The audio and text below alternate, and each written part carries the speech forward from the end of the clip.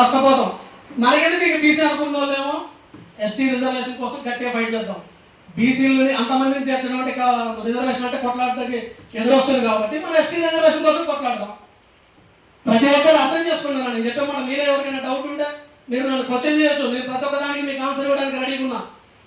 ఏ అంశం మీద మాట్లాడటాకైనా నేను రెడీగా ఉన్నా. దాని మీద మీరు నాయకత్వం ఎంతసేపటికి ఆ నాయకుడే మనకి రాష్ట్ర అధ్యక్షుడు ఉండే ఆయన ఏం చేసాడు, కార్యదర్శి ఉండే ఆయన ఏం చేసాడు, ఆయన ఏం చేసి నేనేం చేసింది కదా, నువ్వేం చేస్తున్నావు ఆత్మ పరిశీలన చేసుకోండి.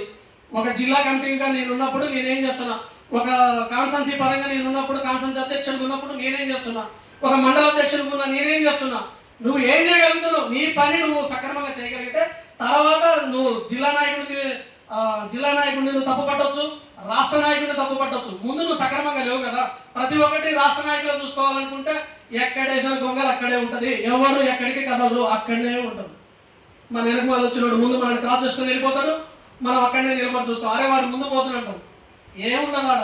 ఇంకొకటి ఏంటంటే వేసిన కమిటీలలో ప్రతి ఒక్క కమిటీ కూడా 2 సంవత్సరాలు లేకపోతే 3 సంవత్సరాలు పనిచేస్తుంది. తర్వాత ఆ లీడ్లో తన తర్వాత ఎవరైతే గట్టిగా పనిచేయగలుగుతారో ఆ పోస్ట్లోకి వాళ్ళు వస్తారు. అరే వీళ్ళకి ఇప్పుడు అంజనకి జిల్లా అధ్యక్షుడు ఇచ్చిండు, నాకెందుకు గట్టిగా పనిచేస్తున్నారు కదా, వెంకన్నకి ఇస్తుండు, ఇవన్నీ వద్దు. ఆ ప్లేస్లోకి ఆ టార్గెట్ మనం ఎలా రీచ్ అవ్వాలి, ఆ టార్గెట్లోకి మనం ఎలా రావాలి, ఆ ప్లేస్కి మనం ఎట్లా రావాలి అనే దాని మీద అంశం మీద బాగా ఫోకస్ చేయండి. గట్టిగా కష్టపడితే పదవులు ఏం కాదన్నా, కష్టపడి పనిచేసి ఏ పదవికైనా ఆ పదవికి అతను నాయకుడే.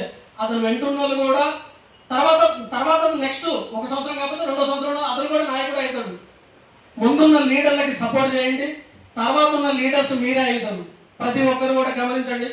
ఎవరైనా నేను చెప్పేది ఒకటే అన్నా, మళ్ళా కూడా చెప్తున్నా, గట్టిగా చెప్తున్నా, ప్రతి ఒక్కరు ఆత్మ పరిశీలన చేసుకొని పనిచేయండి.